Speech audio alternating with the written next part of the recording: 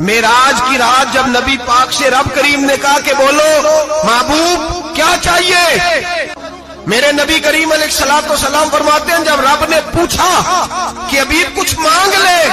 ना हसन की बात, ना हुसैन की बात, ना फातिमा की बात, ना अली की बात, ना अबू बकर, ना उमर, ना उस्मान, ना तलहा बिलाल,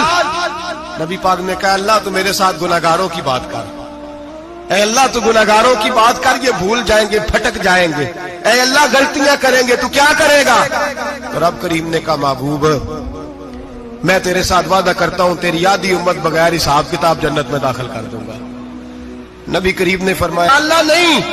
ये बात मंजूर नहीं, अभी तू क्या चाहता है। तो कहा अल्लाह तू मुझे सिफारिश का हक अता कर,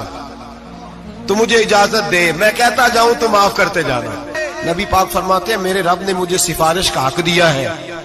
मैं कयामत में सिफारिश करता जाऊंगा, अल्लाह मेरी उम्मत को जन्नत अता करता जाएगा। जो लोग चाहते हैं ना दिल ठंडा रहे, रूह ताज़ा रहे,